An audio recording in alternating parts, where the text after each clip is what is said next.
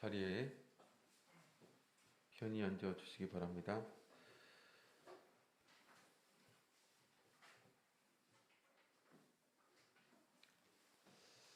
우리 하나님 말씀 같이 찾겠습니다. 하나님 말씀 출애굽기 1장 말씀, 출애굽기 1장 1절에서 22절까지 말씀인데요.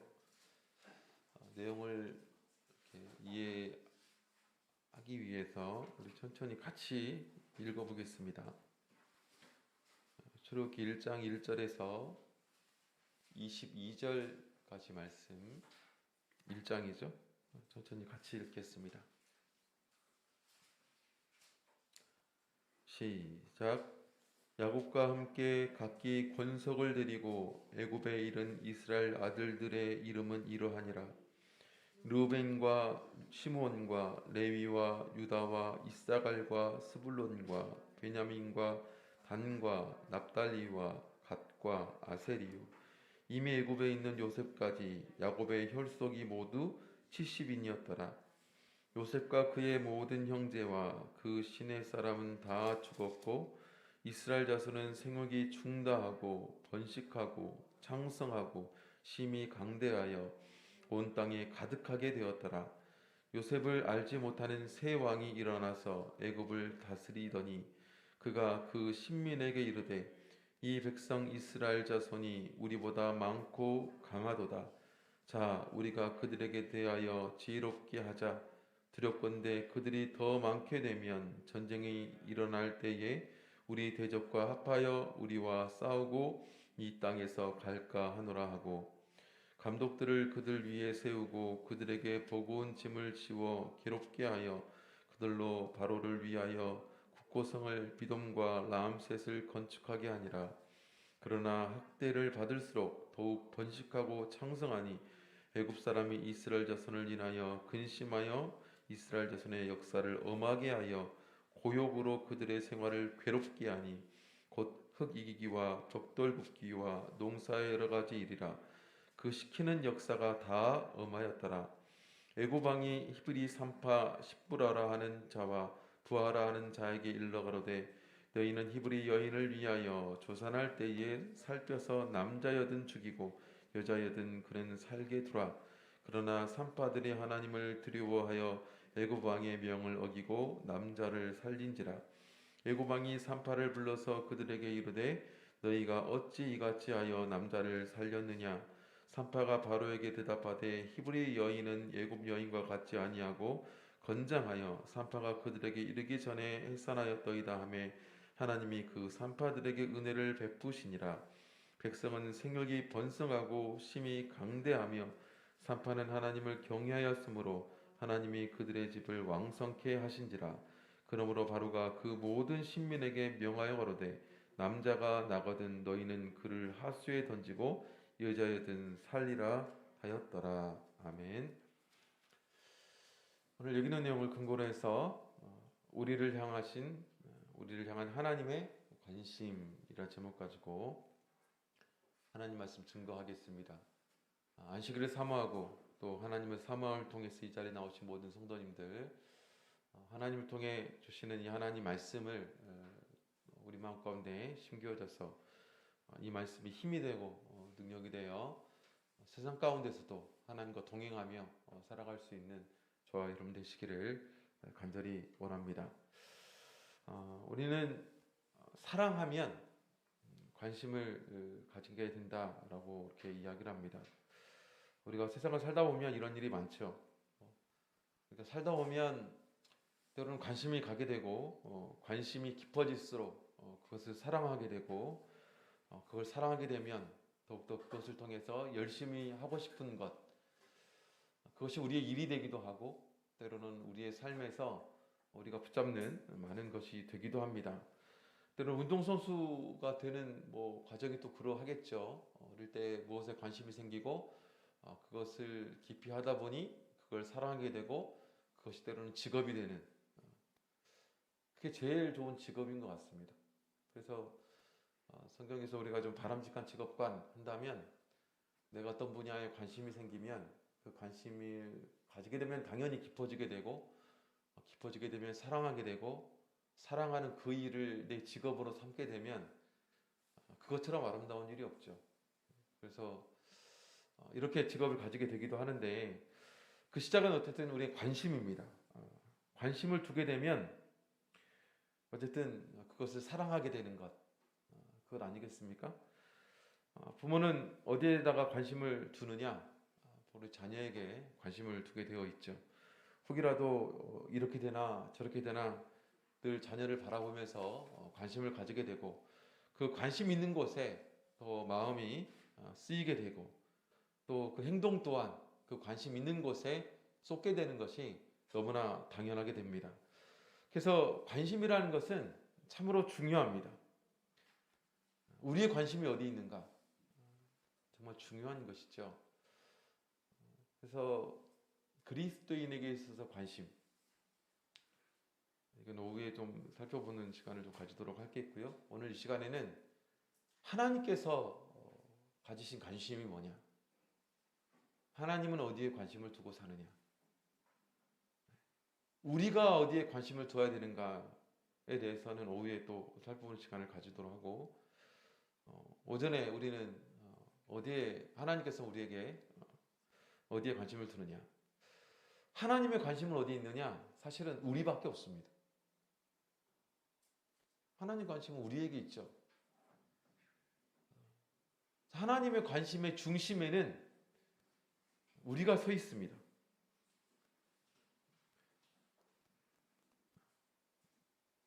그래서 하나님께서 우리를 바라보시는 데 있어서는, 하나님께서 우리를 보실 때 우리가 잘 지내는지, 내가 무엇을 하고 있는지, 내가 어떤 삶을 살아가는지, 또 혹시 내게 필요한 것은 무엇인지, 끊임없이 하나님께서는 우리에게 관심을 두고 계시죠.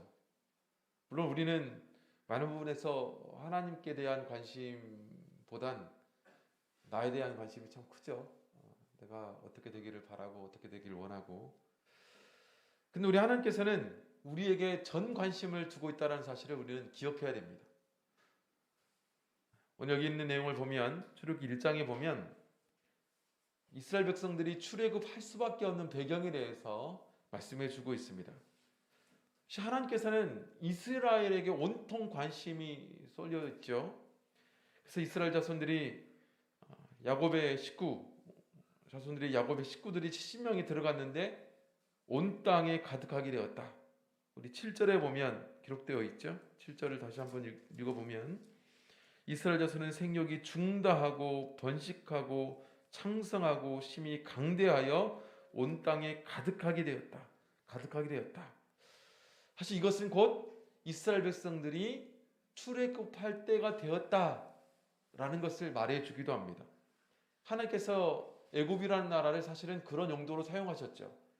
한 가족이 한 민족이 되는, 바로 하나님의 백성이 될 수 있도록 하는 요람이 될 수 있는 곳이 바로 애굽이라는 곳이었습니다. 그곳에서는 가뭄도 없고 또 풍족함이 넘치는 그곳이었기 때문에 먹고 사는 모든 문제들이 다 해결할 수 있었던 곳이었습니다. 그래서 400년 동안에 한 가족이 백성이 되는데, 민족이 되는데 가장 큰 도구의 역할을 했던 곳이 애굽이라는 곳이었죠. 그래서 이스라엘 백성들이 하나님의 목적에 알맞게 바로 하나님 백성이 민족이 되는 엄청난 그런 백성이 되었던 이 사실이 이제는 이스라엘 백성을 하나님의 나라로 옮겨오는 그런 계기로 삼았다라는 것입니다. 그리고 요셉을 알지 못하는 왕이 나타나게 되고 400년이 지나도록 왕조가 바뀌는 이런 일을 경험하게 되지 않습니까? 그래서 요셉이라고 하는 사람을 잊어버리게 되는, 물론 요셉이라는 사람을 잊어버리지 않을 수 있습니다. 그런데 요셉이라는 사람이 애굽이라는 나라에 어떤 일을 했는지, 어떤 유익한 일을 했는지, 바로 애굽이라는 나라를 살린 사람이 바로 요셉이라는 사람 아니겠습니까?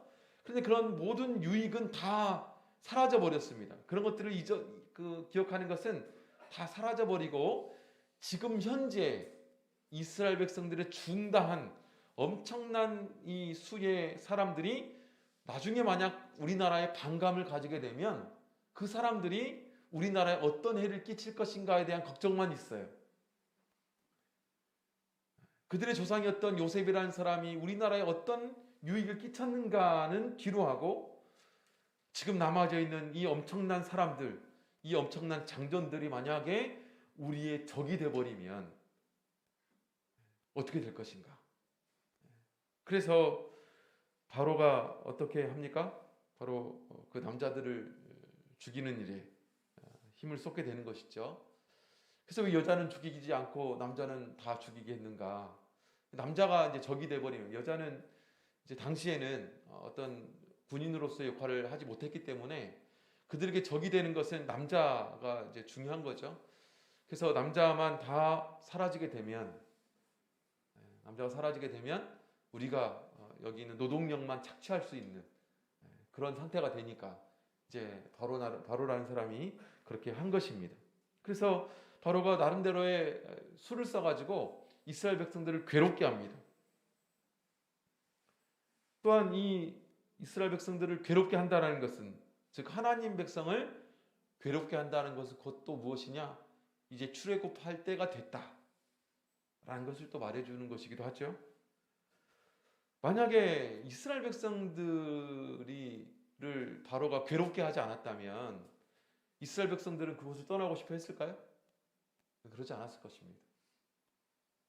사실 다 이스라엘 백성들의 괴로움도 이스라엘 백성들의 괴로움을 그냥 허용하신 것도 사실 큰 하나님의 뜻이 있죠. 그래서 바로라는 사람은 어떻게 합니까? 남자들은 다 죽여라. 그런데 히브리 산파가 십부라와 부하라는 사람이 기록되어 있죠. 어떻게 이 위기를 모면하게 됩니까? 죽이지 않습니다. 그래서 왜 죽이지 않았느냐라고 물었더니 히브리 여인은 힘이 세가지고 아이를 낳는다라는 소식 듣고 가보니 이미 낳았더라. 이미 낳았다. 도와주지 않아도 산파가 도와주지 않아도 이미 낳았더라. 라고 그렇게 얘기를 한다는 겁니다. 그런데 여기는 히브리 산파는 그렇게 이야기하는 것이 단순한 그냥 어떤 핑계 이런 것에 머물러 있는 것이 아니었습니다. 왜냐하면 한 나라의 왕이 명령했습니다. 그런데 그 나라의 왕의 명령을 어긴 것은 사실은 목숨을 내놓고 한 일이죠. 그래서 이 히브리 산파 두 사람, 이 히브리 산파를 이야기하기를 우리 21절에 보면 이렇게 말씀하고 있습니다. 21절 보겠습니다.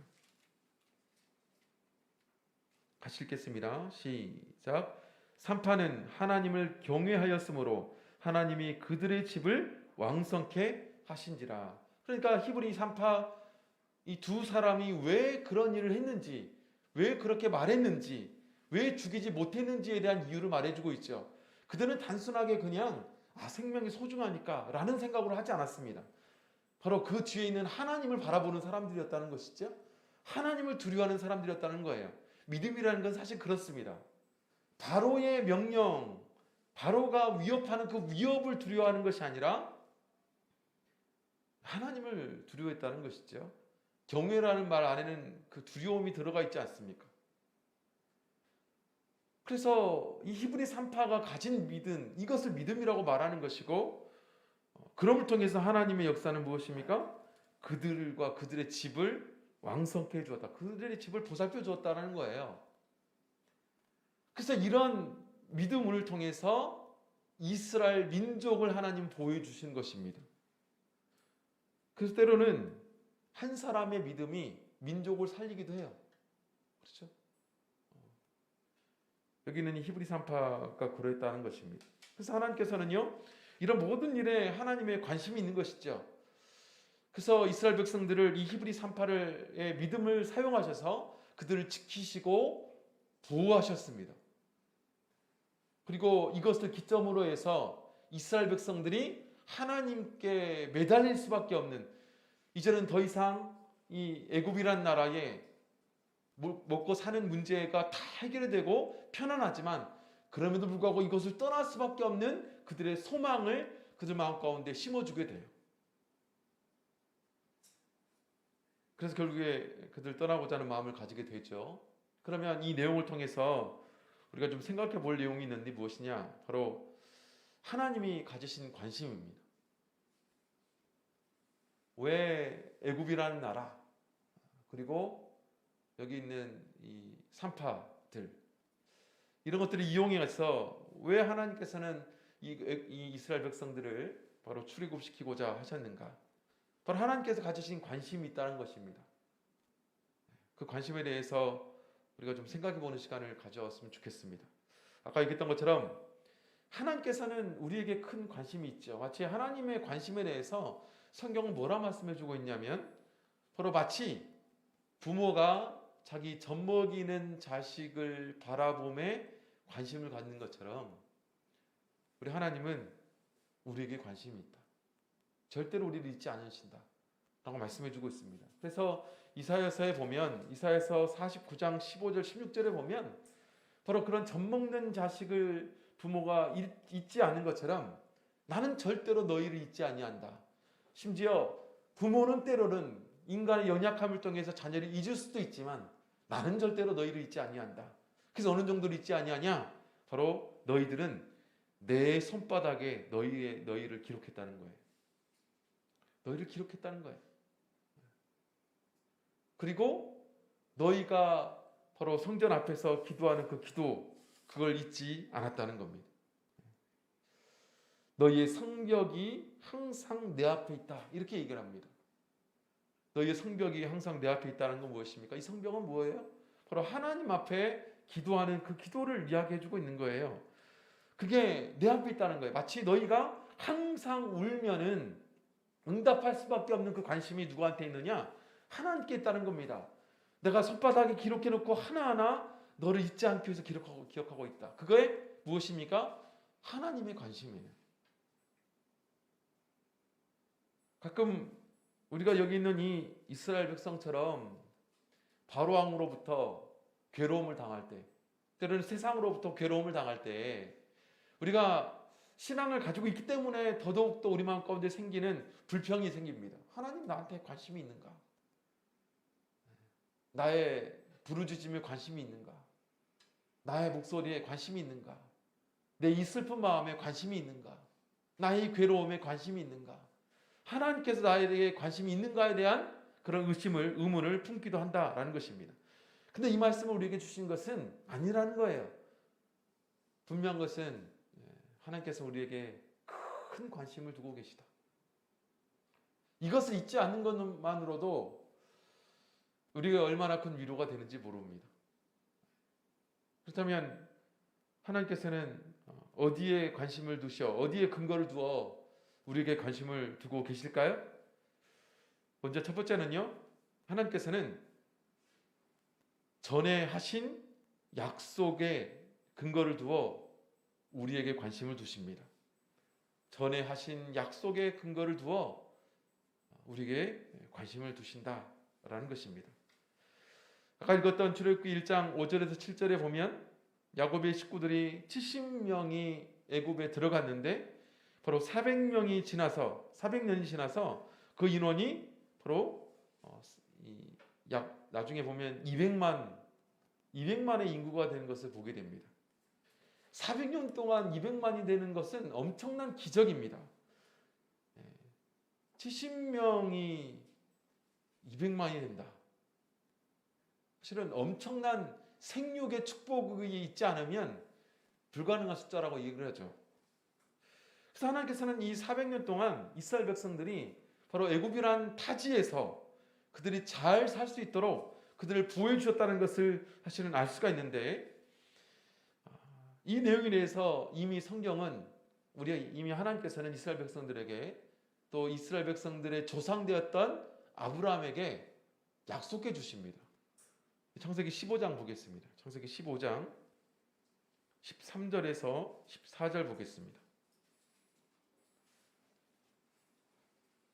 창세기 15장 13절에서 14절, 하나님께서 아브라함에게 자손에 대한 약속, 자녀에 대한 약속을 해주시면서 주신 예언의 말씀, 그걸 말씀해 주고 있죠. 같이 읽겠습니다. 창세기 15장 13절에서 14절 같이 읽겠습니다. 시작. 여호와께서 아브라함에게 이르시되 너는 정령이 알라 내 자손이 이방에서 객이 되어 그들을 섬기겠고 그들은 400년 동안 내 자손을 괴롭게 하리니 그 섬기는 나라를 내가 징치할지며 그 후에 내 자손이 큰 재물을 이끌고 나오리라. 16절에 보면 내 자손은 4대 만에 이 땅으로 돌아오리니, 4대라는 것은 바로 400년을 사실은 말하는 것입니다. 400년을 말하는 거예요. 왜냐하면 창세기 15장 13절에 우리 하나님께서는 400년 동안 이렇게 얘기를 하시잖아요. 그 4대는 400년을 말하는 것입니다. 그래서 이스라엘 백성들이 애굽에 가서 정착하고 400년 후에 반드시 내가 다시 이 땅으로 그 백성들을 돌아오게 하겠다. 그래서 하나님께서는 이스라엘 백성들의 괴로움을 기억하시고 그들을 하나님의 땅, 하나님의 나라인 가나안으로 돌아오게 하신 이유는 무엇이냐면 이미 하나님께서는 그들에게 약속해 주셨기 때문에 그렇습니다. 그래서 하나님께서는 이 하나님의 약속을 기억하시고 언제 이 약속을 이룰 것인가. 중요한 것은 하나님의 때, 그 약속을 이루는 그 하나님의 때를 하나님께서는 가늠하시고 그 때가 맞게 되면 하나님께서는 이스라엘 백성들에게 그 약속대로 이루어 주시는 것이죠. 그래서 하나님께서는 이스라엘 백성들을 바라보시면서 어느 때 내 약속을 이룰 것인가, 거기에 관심이 있으세요. 그래서 하나님이 이스라엘 백성들의 이제 가장 내가 약속했던 대로 그 약속을 이루기에 합당한 때, 가장 적절한 때, 가장 중요한 기회, 그것에 관심이 있어요. 그러려면 어떻게 됩니까? 관심이 있어야 되죠. 어느 때가 가장 좋을 것인가? 어느 때 내 약속을 이루는 것이 가장 좋을 때인가? 그것이 하나님의 관심입니다. 하나님께서 우리에게 역사하시는 방법 또한 그러해요. 하나님이 우리에게 주시는 많은 약속들을 언제 이룰 것인가? 가장 적당한 때가 언제인가? 가장 적당한 때를 보려면 우리 인생에 관심이 있어야 되잖아요. 물론 때로는 우리의 때와 하나님의 때가 다를 때가 있어요. 왜냐하면 그런 이유는 우리의 관심과 하나님의 관심이 다르니까. 하나님께서는 우리를 바라보시면서 하나님이 우리에게 약속했던 다른 약속들이 이루어지기 위해서 어느 때가 이 인생에게, 우리 하나님의 사랑하는 자녀의 인생에게 가장 적합한 때인가, 가장 바람직한 때인가, 이 자녀가 이때에 역사하는 나를 가장 적당하게 그 하나님의 믿음을 받아들이는 그때가 언제인가, 이걸 가지고 관심 있게 우리를 바라보신다는 사실을 우리 잊지 않아야 된다는 겁니다. 다니엘서 2장 보겠습니다. 다니엘서 2장 21절 말씀.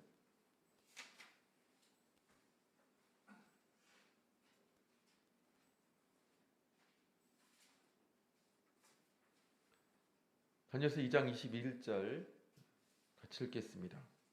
시작. 그는 때와 기한을 변하시며 왕들을 폐하시고 왕들을 세우시며 지혜자에게 지혜를 주시고 지식자에게 총명을 주시는도다. 누가 그렇다는 것입니까? 하나님께서 그렇게 하신다는 거예요. 때와 기한에 대해서 때로는 바꾸기도 하시고 때로 기한을 정하기도 하시는 그분, 때로는 왕을 세우기도 하시고 때로는 왕을 폐하기도 하시는 그분, 때로는 지혜자에게 지식을 주시기도 하시고 때로는 지식자에게 총명을 주시기도 하시는 그분, 하나님의 때, 하나님의 방법에 맞게 하나님께서 관심 두시고 하나님이 정하신 그때에 적절하게 일하시는 하나님에 대해서 말씀해 주고 있습니다.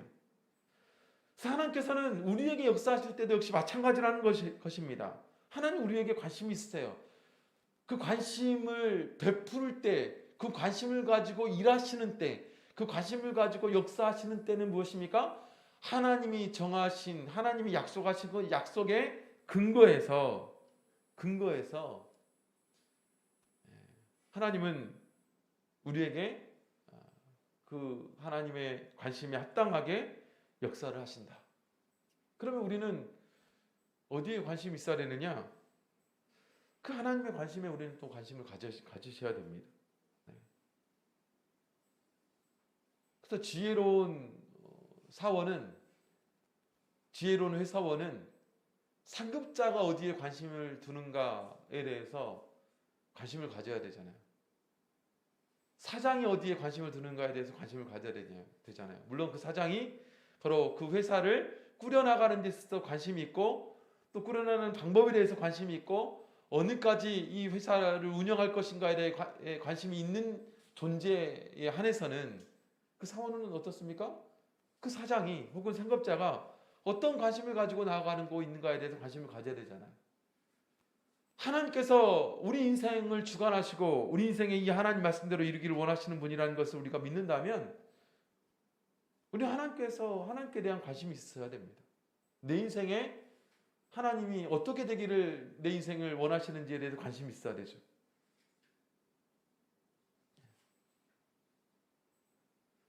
그것이 우리에게 필요하다는 겁니다. 그래서 우리 베들레헴의 그 유명한 사람 나오미라는 사람 있지 않습니까? 나오미라는 사람은 베들레헴을 떠나서 모압 땅에서 10년 동안 있게 되잖아요. 사실은 이스라엘 백성들이 하나님 백성이 여기 있는 이 나오미처럼 하나님의 땅이 베들레헴에 있다가 이방 땅인 모압으로 간다는 것은 있을 수 없는 일입니다. 도저히 하나님의 뜻이라 할 수 없죠. 그래서 10년 동안 그곳에 있다 보니 생긴 불행이 무엇입니까? 자신의 남편도 잃고 자신의 두 아들을 잃고 돌아오잖아요. 그래서 돌아와가지고 베들레헴은 떡집인데 베들레헴은 떡집이라는 뜻을 가지고 있잖아요. 원래 떡집인 베들레헴을 등지고 이방으로 가게 되는 바로 떡이 이 베들레헴에 있다는 것을 잊지 못했던 그들의 한계가 있는 거죠.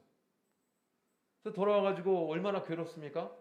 그래서 원래 나오미의 이름은 나오미인데 뭐라고 부르라고 해요? 말하라 불러라. 말하라 불러라. 이렇게 말하잖아요. 나오미는 희락이라는 뜻을 가지고 있어요. 근데 말하는 괴로움, 쓴. 그래서 우리가 하나님께서 나에게 주시는 관심, 하나님의 그 뜻에 우리가 관심이 없으면 때로는 나오미가 마라가 되기도 합니다. 그래서 돌아와서 나오미가 얻은 것이 무엇입니까? 바로 자신의 며느리인 룻을 통해서 왕가의 출발이 되게 되잖아요. 왕가의 출발이 되지 않습니까? 가끔 성경을 보면 하나님의 자녀를 양 같다라고 표현합니다. 양 같다. 양의 한계가 무엇인지 아세요? 양의 한계는 시력이 굉장히 약하다는 겁니다. 그래서 양의 눈을 보면 여러분 양을 가까이서 한번 보셨어요? 굉장히 흐리뭉텅하게 생겼습니다. 실제로 먼 곳을 못 봐요, 양이. 그래가지고 양이 참 안타까운 게 뭐냐면 밖에 풀어놓으면 자기 눈앞에 있는 풀밖에 보이지 않습니다. 그것만 뜯어먹다가 어디로 가요? 낭떠러지도 가는 거예요. 낭떠러지도 가는 거예요. 멀리 가버리는 거죠. 뭐만 보다가? 풀만 보다가. 그래서 우리가 삶을 살다 보면 풀만 보다가 가지 말아야 될 곳을 가는 일들이 얼마나 많은지 모릅니다. 왜 그럴까요? 우리의 눈은, 우리의 시력은 참 약합니다. 그걸 인정해야 돼요. 그러면 하나님의 관심에 대해서, 하나님이 우리 인생을 어떻게 보는가에 대해서 그것에 관심을 가진 존재가 되어야 되지 않습니까? 그런 눈을 가져야 되잖아요. 그럴 때 우리 인생이 실패하지 않잖아요. 그래서 하나님께서 우리에게 주시는 많은 성경을 통한 약속들을 우리 바라볼 줄 알아야 됩니다. 그걸 통해서 하나님 우리에게 역사하시기 때문에 그렇죠. 이스라엘 백성들에게 역시 마찬가지였습니다. 바로 400년이 되는 그때에 하나님께서는 그 이스라엘 백성들을 그 애굽 땅이 아니라 바로 하나님의 땅에 드리겠다고 분명히 약속해 주고 있어요. 하나님은 그 약속을 이행하는 그런 과정 가운데 있습니다. 만약 이스라엘 백성들이 그것에 관심을 가졌다면, 그 말씀을 믿고 그 약속을 붙잡고 살아갔다면 거기에 목숨 걸지 아니하고 사실은 소망 가운데 그 괴로움도 감당했을 것입니다. 그렇지 않았겠습니까? 바로 이스라엘 백성들이 그랬다는 것이죠. 그래서 하나님께서는요, 우리에게 어떤 하나님께서 주시는 그 관심의 근거에는 하나님의 약속이 있어요. 하나님의 약속. 그럼 우리 또한 그 하나님의 약속에 관심을 가져야 됩니다. 두 번째, 하나님은 어떤 것에 관심이 있을까요? 어떠한 어려운 상황에 우리가 놓여 있는가, 거기에 관심이 있습니다. 어떤 어려운 상황에 우리가 놓여 있는가. 출애굽기 1장 13절 14절의 말씀에 주고 있는 것처럼 이스라엘 백성들이 얼마나 괴로운 가운데 있는가, 그걸 소개해 주고 있죠.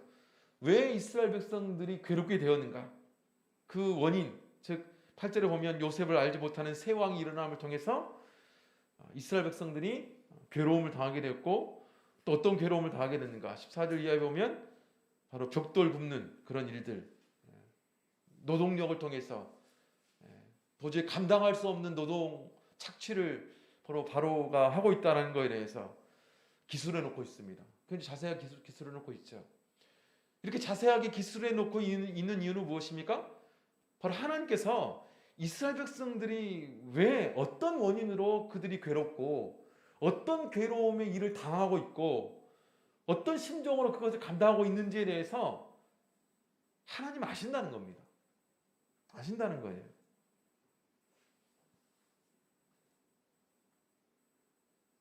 그래서 세세하게 이스라엘 백성들이 이 애굽이라는 나라에 어떤 목적 때문에 이런 일을 당하고 있는지 세세하게, 심지어 자녀를 낳음을 통해서 그 자녀를 통해서 어떤 괴로움에 놓여 있는지, 심지어 자녀 낳는 이 문제마저도 괴로움을 당할 수밖에 없는 그들에 대해서 세세하게 성경은 기록해주고 있고, 성경이 세세하게 기록해주고 있다는 것은 하나님 아신다는 겁니다.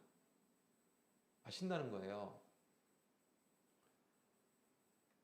가끔 우리는 하나님 앞에 이렇게 목 놓아 말하기도 하죠.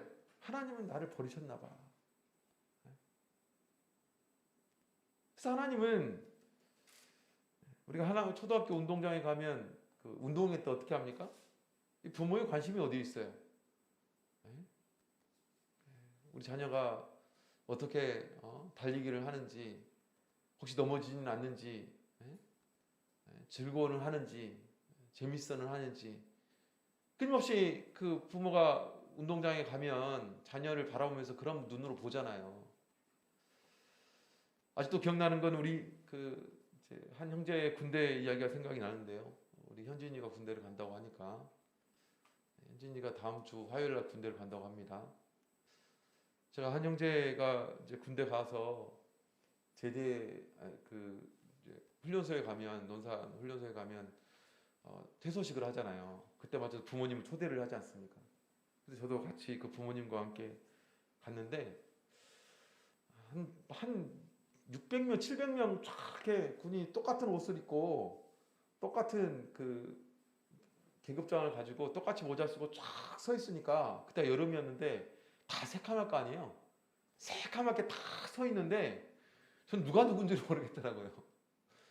그 형제가 저 어디 있는가, 아무리 둘러봐도 모르겠어요. 그 얼굴이 다 그 얼굴 같아, 진짜로. 아무리 봐도 모르겠어요. 그래서 그 형제 아버지한테 그 형제 찾으셨어요? 그러니까 씩 웃으면서 저기 있잖아. 근데 저기 있다고 손가락을 가르치는데도 저는 모르겠더라고. 참 신기하죠. 부모는 찾더라고요. 부모는 찾아요. 왜요? 온통 관심이 거기 있으니까. 온통 관심이 거기 있으니까 평생을 자녀를 보면서 그런 관심의 눈으로 자녀를 보다 보니까 차이가 다 나는 거예요. 아무리 비슷하게 있어도 딱 서 있는 모습만 봐도 차이가 나는 거예요. 왜 그래요? 관심이죠. 하나님은 우리에게 있어 왜 관심이, 우리 예수님이 왜 우리한테 관심이 없습니까? 우리 예수님은 자신의 목숨 걸고 우리를 구하셨어요. 자신의 목숨 걸고 우리를 자녀 삼으셨어요.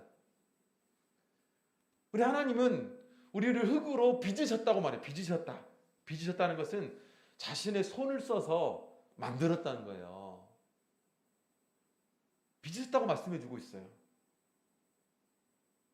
심지어 우리 복음서에 보면 우리 하나님께서 우리에게 어떻게 관심을 가지고 있느냐? 우리의 머리칼까지 세신다고 말씀해 주고 있어요. 그러면 하나님이 우리의 괴로움을 모르겠냐고, 우리 아픔을 모르시겠냐고.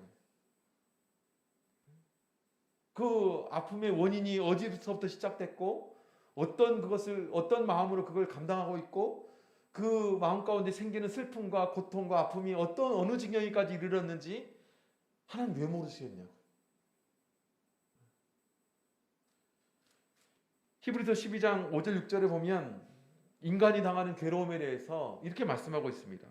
또 아들들에게 권하는 것 같이 너희에게 공면하신 말씀을 잊었도다. 이르시되 내 아들아 주의 징계하심을 경히 여기지 말고 그에게 꾸지람을 받을 때에 낙심하지 말라. 주께서 그 사랑하시는 자를 징계하시고 그의 받으시는 이들마다 채찍질 하심이니라 하였으니. 그래서 이런 괴로움에 대해서 이야기하실 때 하나님은 어떤 심정으로 그 괴로움을 바라보고 계시는가, 그 징계를 바라보고 계시는가, 때로는 그 고통을 바라보고 계시는가. 부모의 마음이라는 거예요. 그것도 우리 히브리서 12장 8절에 보면 바로 이 참아들 이렇게 말합니다. 참아들이다. 그러니까 그 아들을 바라보는 심정으로 자녀의 괴로움을 보신다는 겁니다. 그게 우리 예수님이시죠. 그게 우리 하나님이십니다. 그게 우리 하나님의 관심이죠. 마지막 세 번째로는요, 바로 믿음의 사람들을 지켜주시는 것에 하나님은 관심을 가지시죠. 믿음의 사람들을 지켜주시는 것에 하나님은 관심을 가져주십니다. 그래서 아까 얘기했던 것처럼 바로 두 산파를 어떻게 지켜주시느냐, 출애굽기 1장 19절 20절에 보면 산파가 바로에게 대답하되 히브리 여인은 애굽 여인과 같지 아니하고 건장하여 산파가 그들에게 이르기 전에 해산하였더이다 하매 하나님이 그 산파들에게 은혜를 베푸시니라. 백성은 생육이 번성하고 심히 강대하여. 하나님이 이 두 십부라와 부하에게 어떤 은혜를 베푸셨을까요? 어떤 은혜를 베푸셨을까요? 그런 위기 가운데서도 하나님의 백성을 지키는 것에 자기의 목숨을 거는 그 의로움이 하나님이 그들을 지켜줄 수밖에 없는 그런 이유가 됐다는 거예요. 그런 은혜를 주실 수밖에 없는 그런 이유가 되었다는 거예요. 그래서 아까 읽었던 것처럼 21절에 그들이 가진 하나님을 경외함, 그들이 가진 하나님을 경외함, 바로 이 애굽이라는 엄청난 나라의 왕인 바로의 명령보다 하나님을 더 의식하고 하나님을 더 두려워할 줄 아는 그들의 바람직한 그 믿음이 바로 하나님이 그들을 지킬 수밖에 없는, 도와줄 수밖에 없는, 은혜 베풀 수밖에 없는 이유가 되었다는 것입니다. 그럼 하나님은 어디에 관심이 있냐? 그런 의로운 삶에 관심이 있어요. 우리가 어떤 의로운 길을 걸어가고 있고 어떤 의로운 믿음을 가지고 있는가? 하나님은 거기에 관심이 있다는 것입니다. 우리 디모데후서 1장 12절 말씀 찾겠습니다.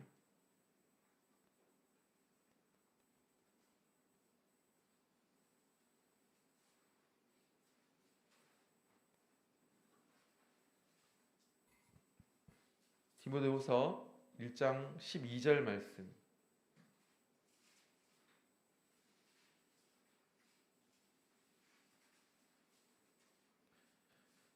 같이 읽겠습니다. 디모데후서 1장 12절 시작.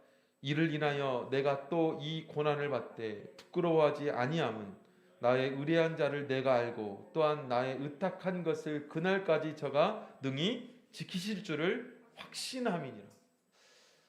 참 귀하죠. 귀하죠.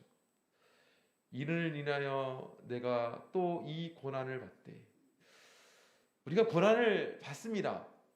고통을 받죠. 그런데 우리가 부끄러워하지 않는 고난이 있어요. 무엇을 위한 고난? 사실은 믿음과 의를 위한 우리의 고난이라면 부끄러워할 필요 없습니다. 괜찮아요. 왜요? 우리는 하나님을 알기 때문이죠. 이런 고난에 대해서 믿음으로 고난받는 이것이 바로 왜 이런 고난을 당하는지 하나님 그걸 아시고 다 또한 그는 하나님을 알아요. 그래서 하나님께서는요, 그 날까지 저가 능히 지키실 줄을 확신합니다. 하나님께서 내가 믿음으로 걸어가는 그 길에 한 점 빈틈없이 하나님 반드시 나에게 응답해 주시는 그 하나님, 나를 확실히 지켜주시는 그 하나님에 대해서 확신하기 때문에 믿음으로 살아간, 믿음으로 걸어간 이 길에 대해서, 이 길에서 만나는 고난에 대해서 단 누구에게도 부끄럽지 않아요. 사실은 이런 믿음이 정말 산 믿음인 것 같아요. 그죠? 살아있는 믿음. 한 점 흔들리지 않아요. 바울이 가진 믿음 있죠? 바울이 가진 믿음. 우리 하나님께서 우리가 아픔과 고난 때문에 그 하나님 앞에 나와서 괴롭다 하고 아프다 하고 힘들다 하고 슬프다 한다면 하나님이 왜 그것에 그 목소리에 귀 기울이지 않으시겠습니까? 더 귀 기울이시죠. 근데 우리가 그걸 알아요. 우리가 그걸 안다면 지금의 괴로움에, 지금의 고난에 거기에 우리가 빠져 살면 안 된다는 거예요. 거기 빠져 살면 안 됩니다.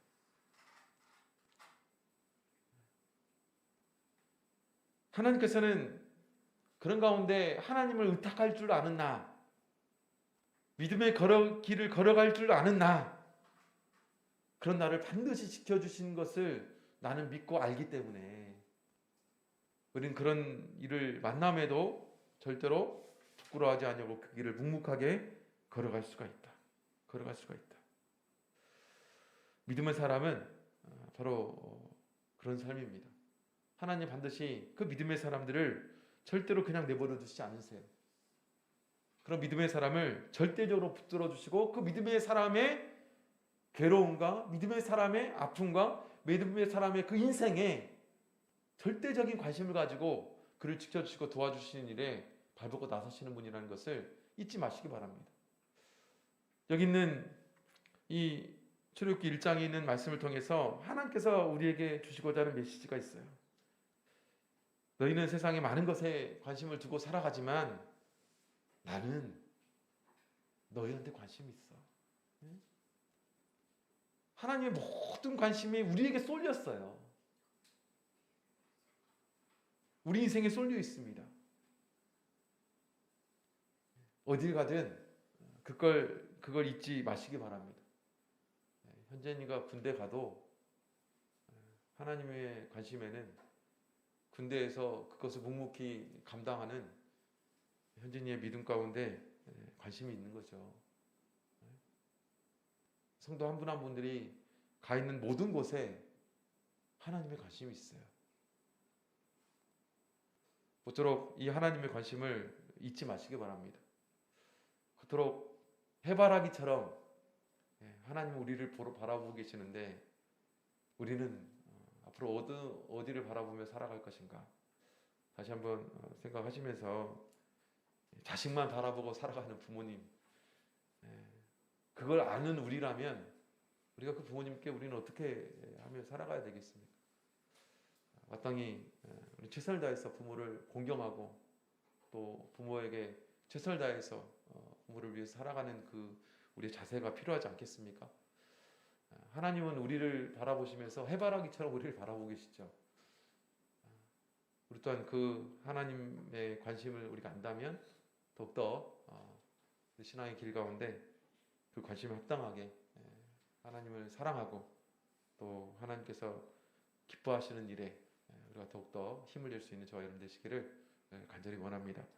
같이 기도하겠습니다. 오늘 들으신 말씀 생각하시면서 하나님의 관심을 절대 잊지 아니하고 또 그것을 감사하며 어떠한 일에도 실망하고 낭망하지 아니하고 하나님이 내 삶에 관심 가져 지켜주시는 그 눈길을 절대 잊지 아니하는 확신을 가지고 나아갈 수 있는 우리가 될 수 있도록 같이 성령 의지해서 기도하겠습니다.